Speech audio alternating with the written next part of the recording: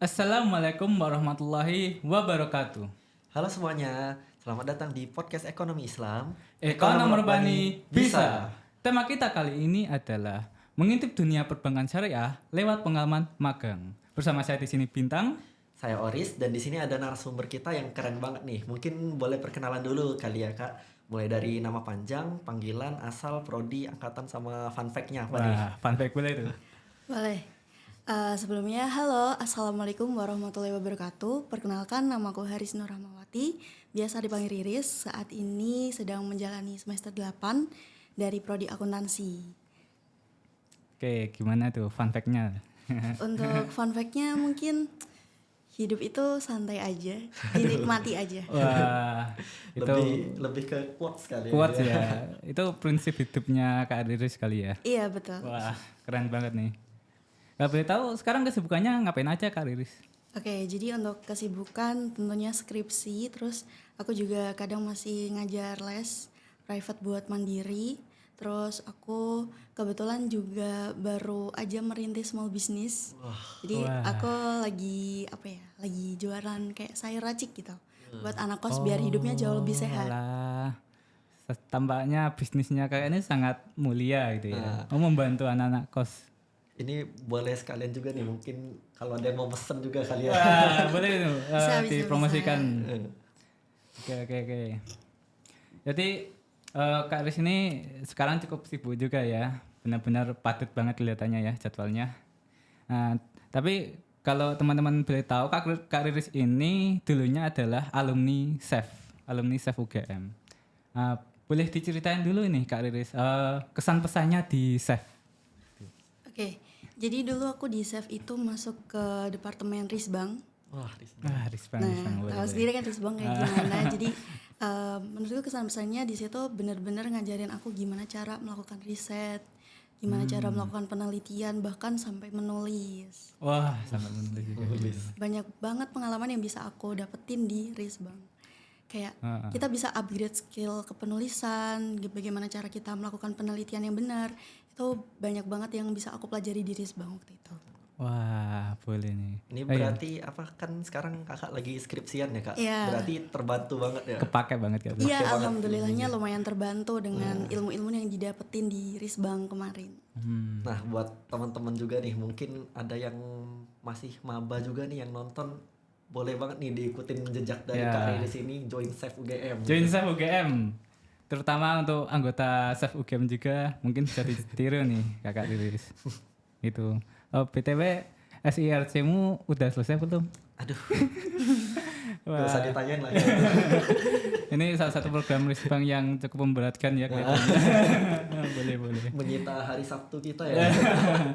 Cuman bagus banget sih SIRC kemarin. Ngebantu banget, emang pasti bakal kepake itu. Pokoknya join Risbang ya terbantu banget penelitian Anda.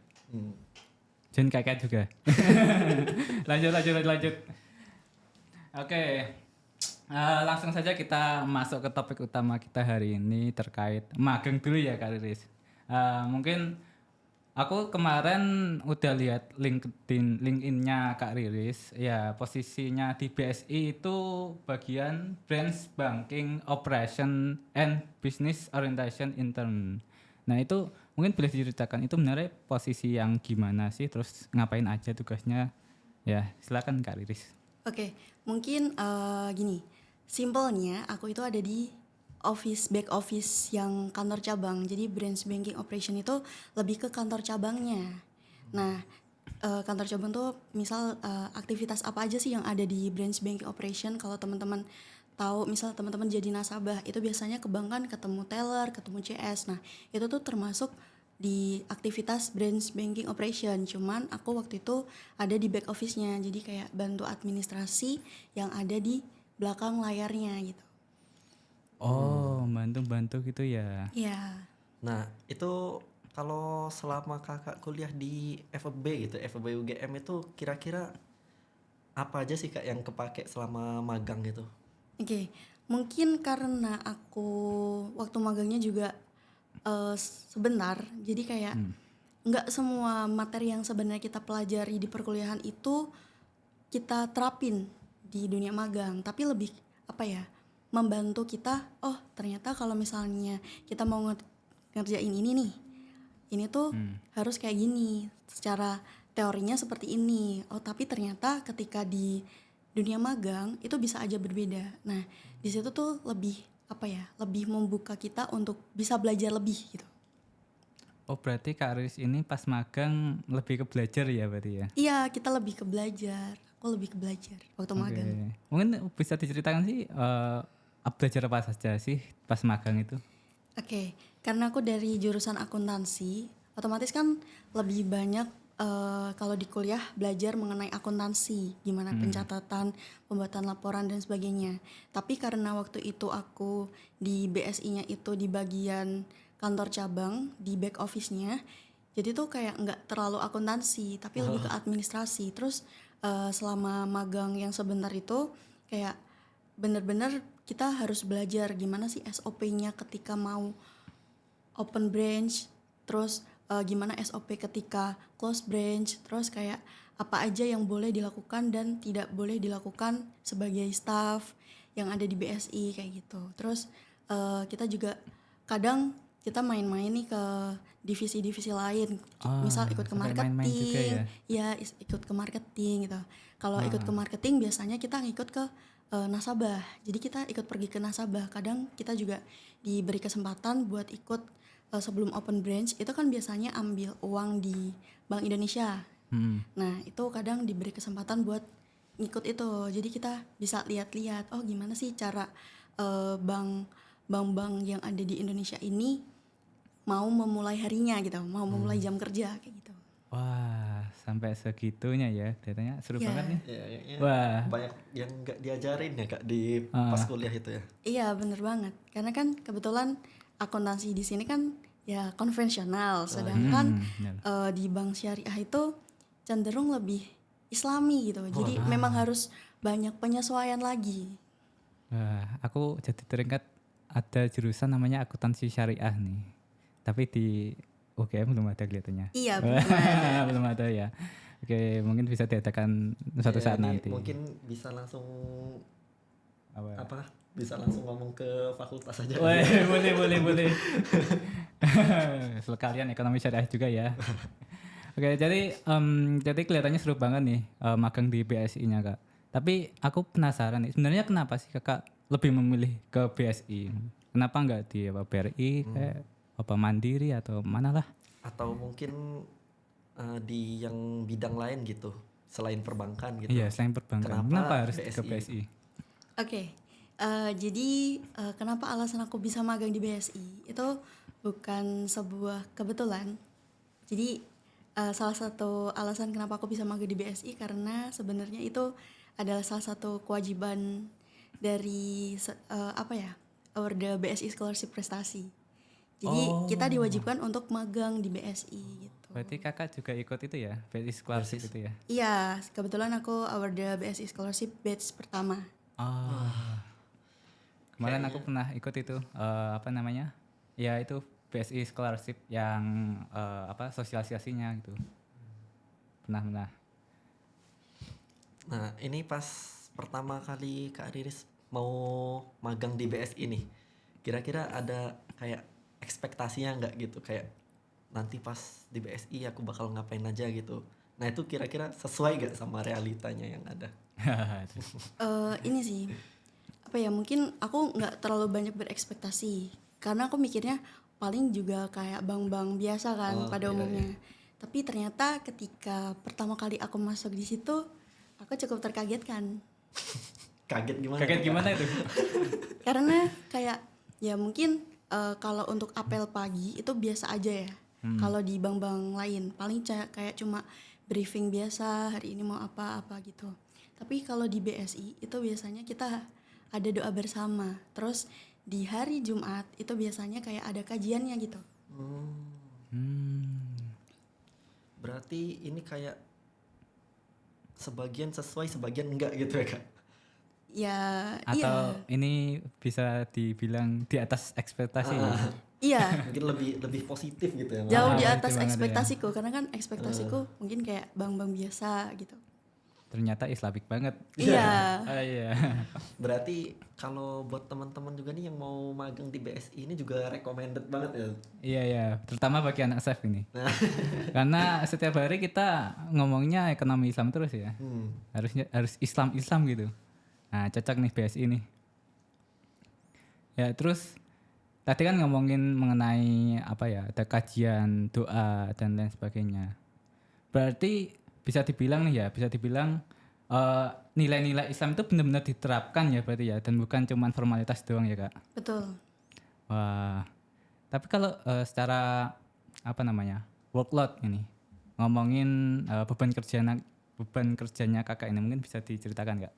Oke, mungkin karena aku di sana juga sebentar, jadi beban kerjanya tuh ya nggak terlalu yang susah banget gitu, enggak. Tapi namanya kita magang, namanya kita kerja di bank, pasti kita dapat target dong. Oh, Kita disuruh iya, nyari itu ada nasabah gitu.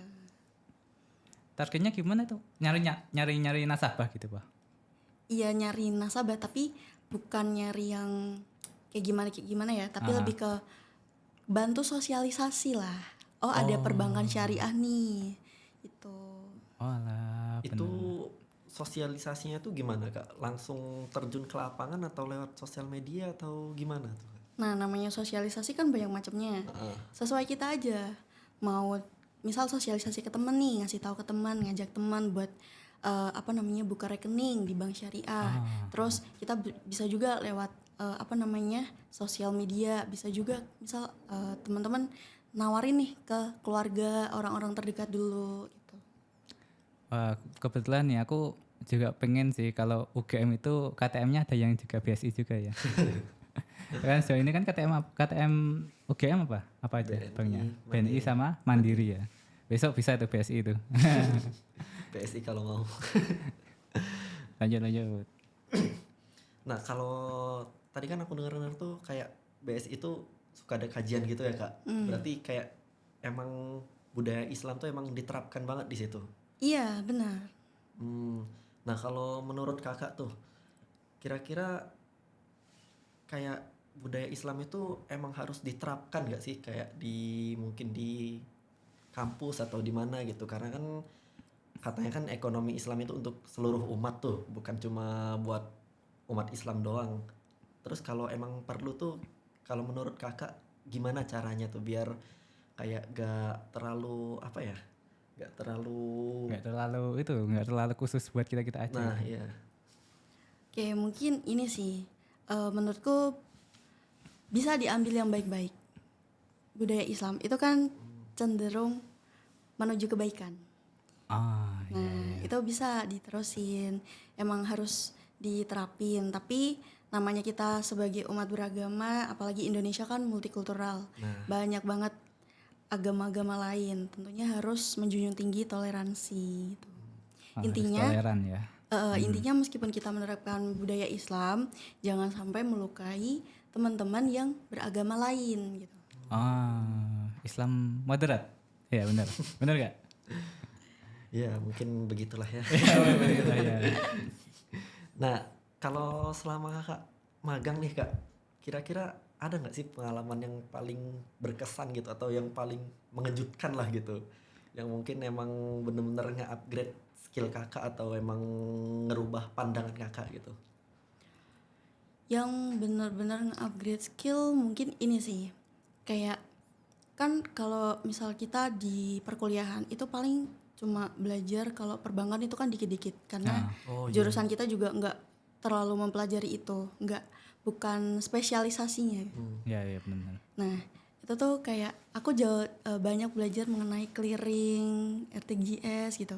Karena kan kita sebagai nasabah umum biasanya kan paling kayak cuma transfer gitu-gitu kan, Iya, tarik benar-benar. tunai. Nah, ternyata tuh bisa clearing, RTGS. Nah, dan itu tuh nggak semua orang bisa. Nah, itu ada misal nih di staff-staffnya itu tuh nggak semuanya bisa. Makanya di situ tuh bener-bener aku lumayan banyak nanya-nanya karena aku juga penasaran kan, kayak kok bisa gitu sistemnya kayak gitu. Lebih banyak nanya ya. Itu mungkin aku rada penasaran nih Kak. Boleh dijelasin nggak yang tadi maksud Kakak yang clearing sama yang apa tadi satunya? Iya, jadi itu kayak apa ya? Mungkin simpelnya dia ini kayak, mohon maaf nih kalau yang apa ya, apa yang aku omongin agak keliru dari teori. Tapi yang jelas boleh. kalau dari pemahamanku, jadi clearing sama RTGS tuh kayak kita transfer tapi dalam jumlah banyak itu bisa keluar negeri, tapi ada di waktu-waktu tertentu gitu. Biasanya itu buat transaksi-transaksi yang nominalnya besar. Oh, benar. Berarti clearing tuh tentang transaksi yang namanya besar tuh ya. Iya, lebih kayak gitu. Karena kan biasanya kalau teman-teman punya kartu ATM itu kan kadang ada limit-limitnya gitu. Nah, benar. Nah, itu bisa diatasi dengan clearing. Oh, Gitu ya clearing. Paham nggak? Paham nggak kamu? Oke. Terus kita ngomongin kehidupan kakak selain magang nih. Selama magang ya. Berarti kehidupan kakak di luar magang itu gimana? Waktu itu aku sambil kuliah.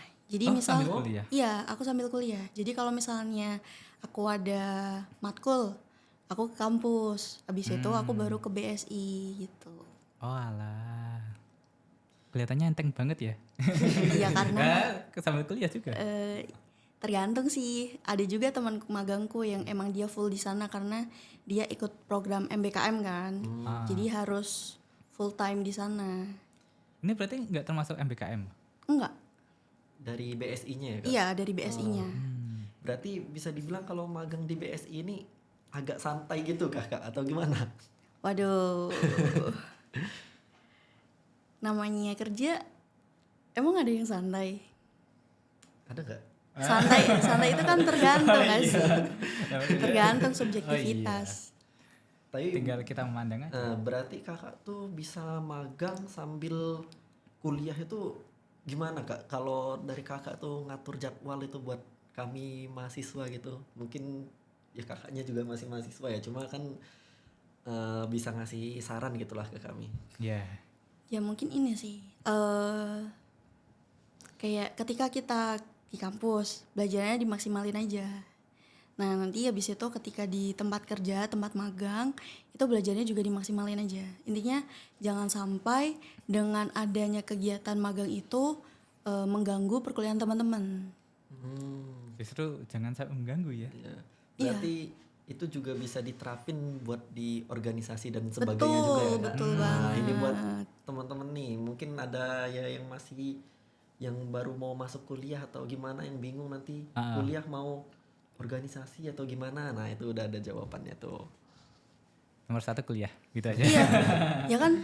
Sekarang aku tanya nih ke teman-teman, Gimana? status teman-teman sebagai apa? Mahasiswa. Mahasiswa tugasnya apa? Belajar. Belajar. Oh, iya.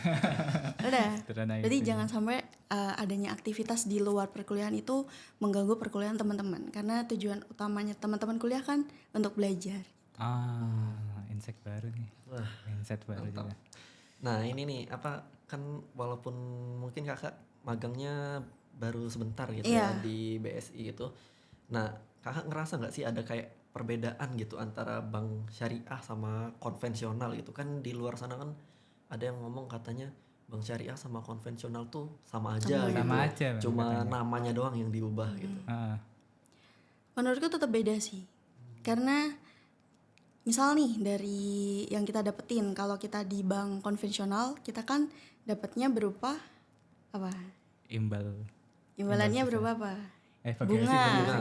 Oh iya, yang konvensional bunga ya benar-benar. Bunga. Nah di bank syariah kita dapatnya bagi hasil. Iya. Nah itu kan dari segi imbalannya nih.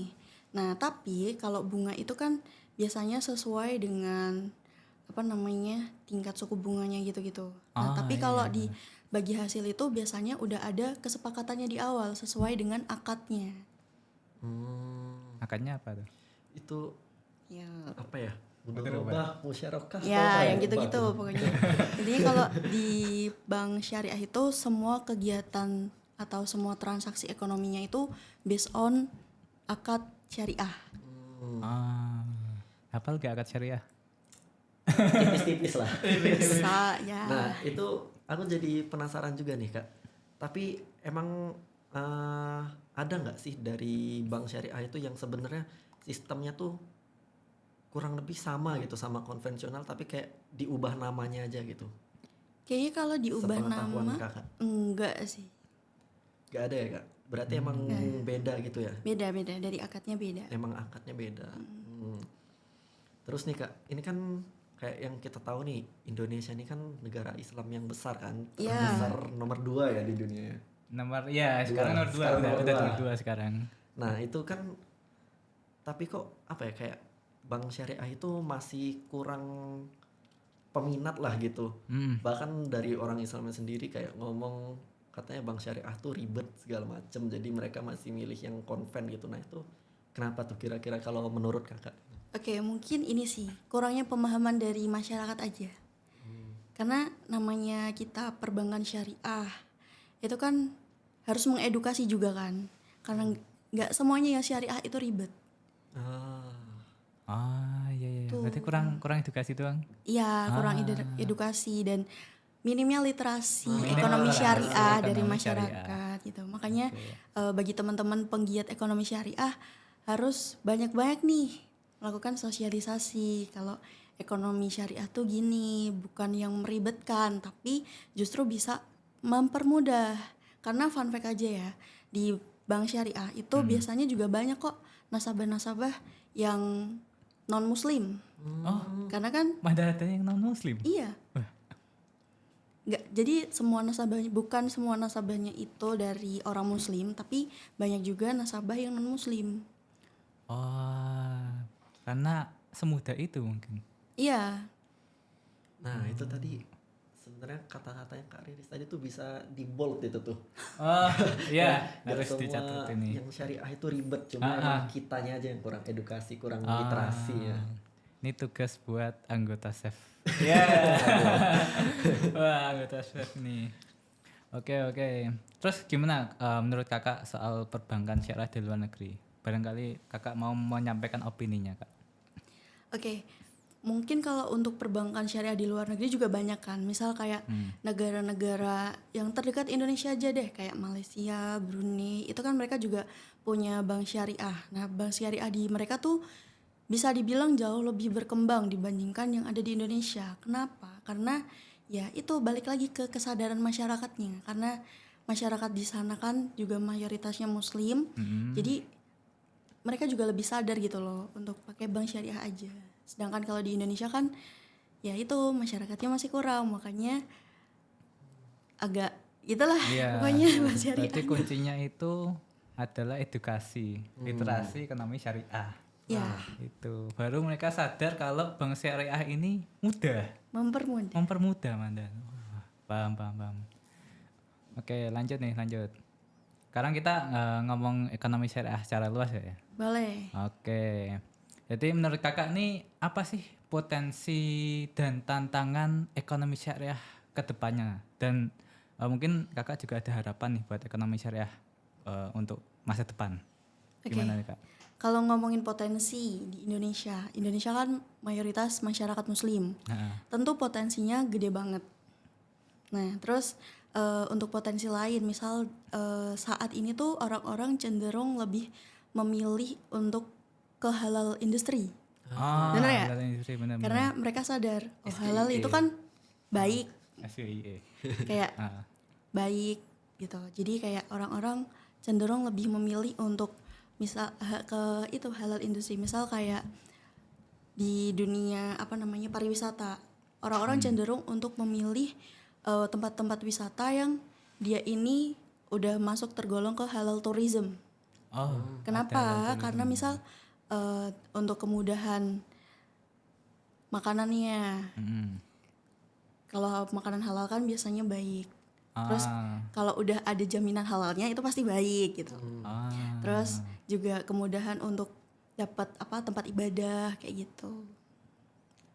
Berarti Terus lagi kalau dari segi industri fashion nih. Nah, sekarang kan banyak nih yang orang-orang yang pakai abaya gitu-gitu. Udah makin berkembang kan. benar. Jadi marketnya nih semakin banyak. Dan mungkin bukan cuma orang Islam aja ya. Iya. Bisa lebih luas lagi. Betul. Nih, benar. Justru aku pernah baca di suatu jurnal itu tuh kayak gini. Kebanyakan orang-orang di luar negeri kalau misalnya dia mau bepergian atau mau berwisata itu cenderung nyari yang dia ini masuk ke halal tourism. Anda lebih milih yang halal-halal ya? Iya.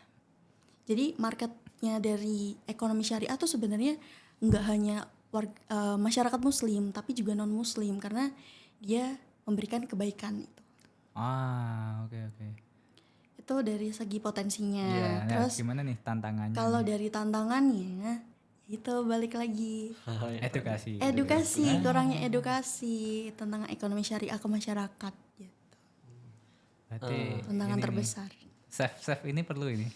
Nah, aku Terus jadi berat. penasaran juga nih Kak. Kayak tadi kan ngomongin edukasi itu tantangannya. Nah, kira-kira kalau menurut Kakak siapa sih yang bertanggung jawab untuk ngasih edukasi tentang ekonomi syariah gitu ataupun tentang akad-akad Islam gitu ke orang-orang yang kita tahu kan Indonesia ini kan sangat apa ya, negara yang multikultur gitu Iya, kan. Iya. Terus masyarakatnya juga banyak, tersebar di banyak pulau juga. Nah, itu Agamanya ada 5 lagi.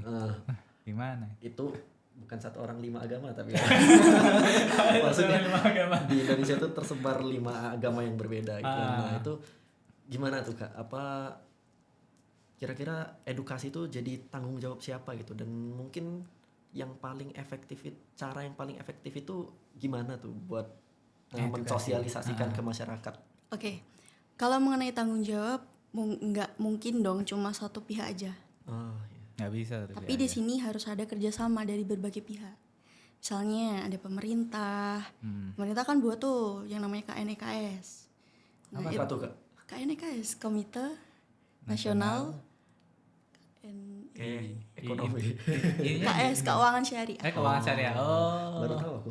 Jadi ada yang namanya KNEKS. Nah, dia tuh misal yang buat kayak kebijakan-kebijakan ekonomi syariah yang harus dilakukan pemerintah gitu. Terus sebagai misal masyarakat, kita juga wajib mengedukasi juga. Jadi intinya tugas atau tanggung jawab untuk mengedukasi tentang ekonomi syariah tuh bukan hanya pemerintah aja, tapi juga pelaku industri, masyarakat, dan juga media. Oh, Itu. iya sih. Praktisi akademisi juga iya. Oke. Jadi mungkin ini pertanyaan yang terakhir ya soal perbankan syariah sama ekonomi syariah nih.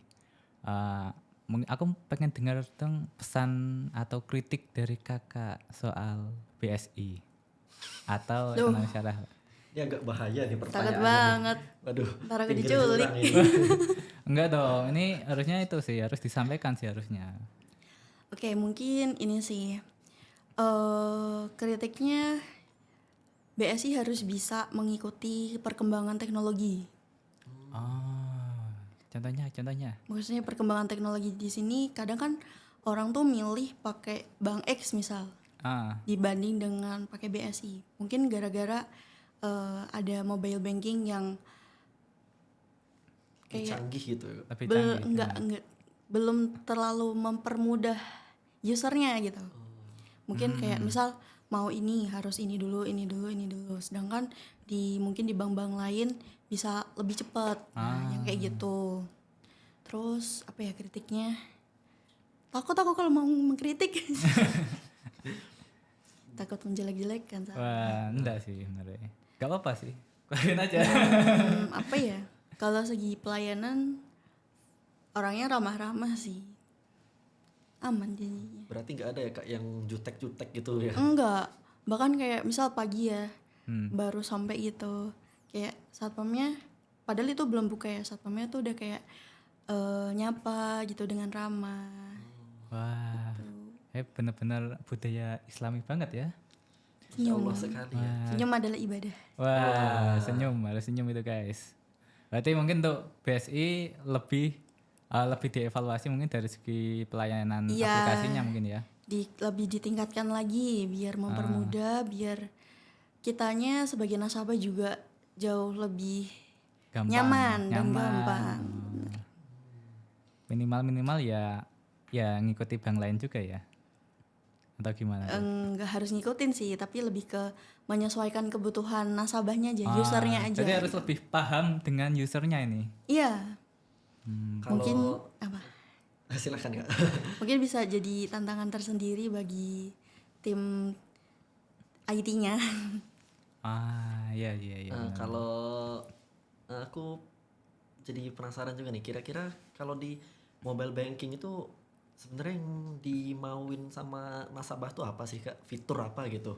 Apa fitur tiba-tiba uangnya nambah sendiri gitu?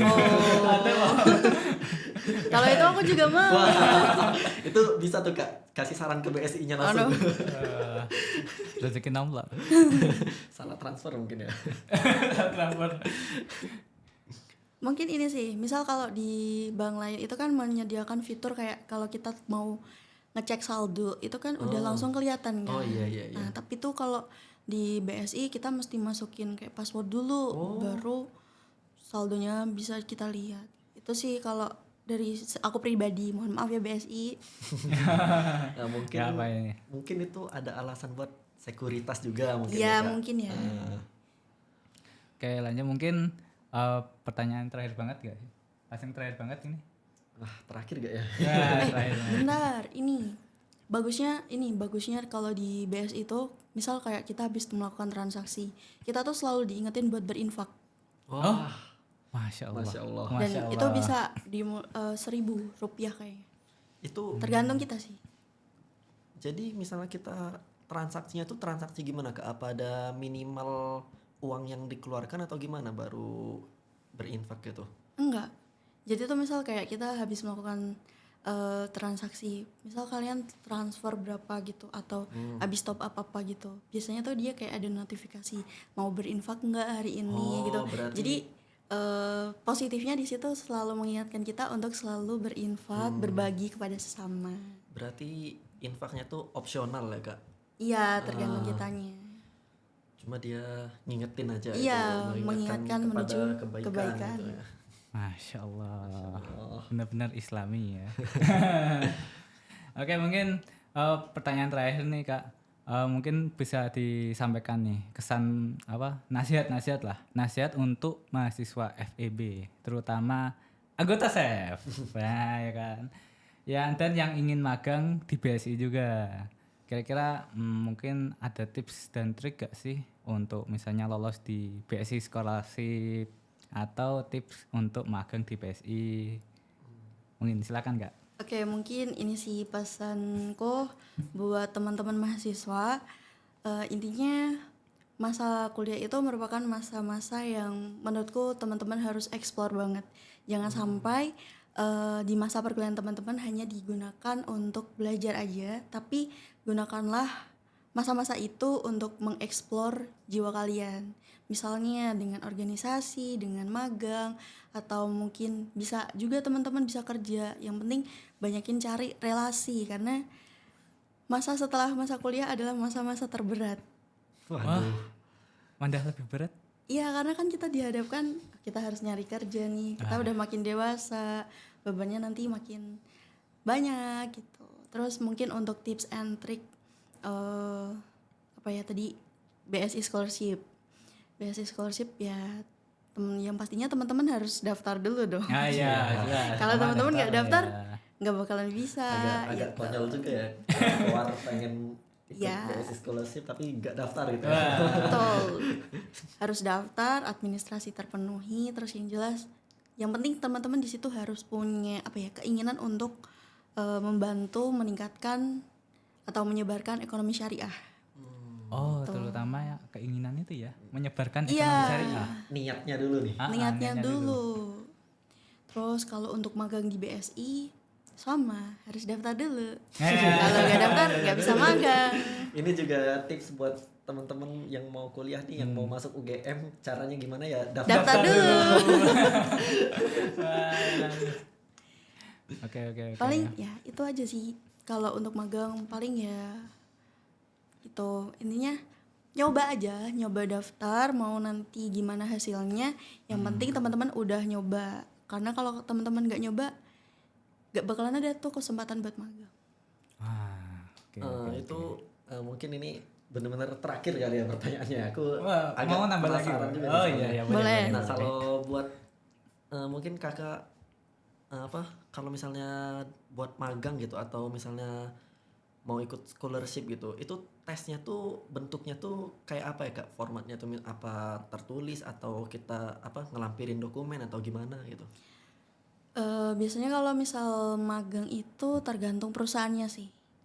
Tergantung perusahaan. Kadang ada yang tertulis, kadang ada juga yang kayak cuma administrasi, habis itu interview itu HR sama user. Ya gitu aja Interview sih. pasti ya. Iya, interview pasti. Jadi teman-teman harus mengupgrade skill Interview. komunikasi, interview ya sama. Ya. Ya skill ngomongnya lah gitu.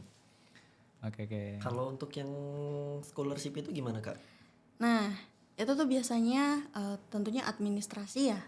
Itu wajib administrasi, syarat-syaratnya tuh harus terpenuhi. Terus biasanya mereka juga ada kayak tes semacam tes IQ gitu. Psikotes, ada psikotes. Terus biasanya juga ada interview. Ya, pasti interview. Iya, pasti interview. Interview itu Pasti interview. wajib ya, fardu ain kayak. Fardu Iya. ain ya.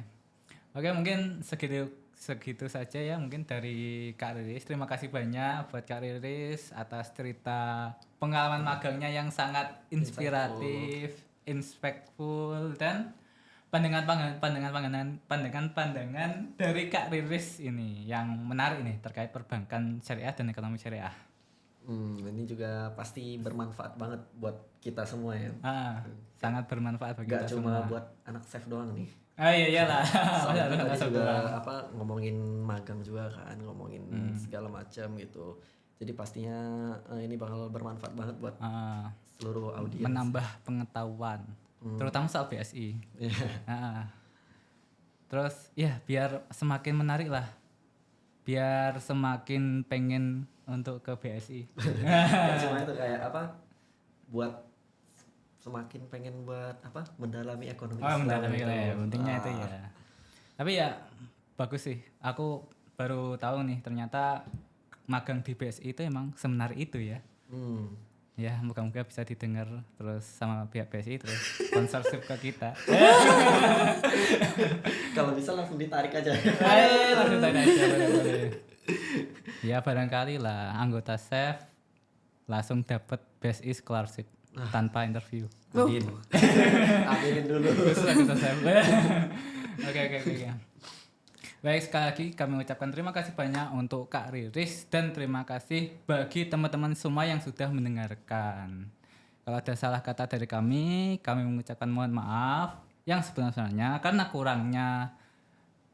kekurangan itu datangnya dari kami dan kelebihan itu datangnya dari Allah Subhanahu wa taala. Masya Allah. Masya Allah. Kami izin undur diri. See you in the next podcast. Podcast Ekis Ekonom Rabbani bisa. Oke. Tenang dulu.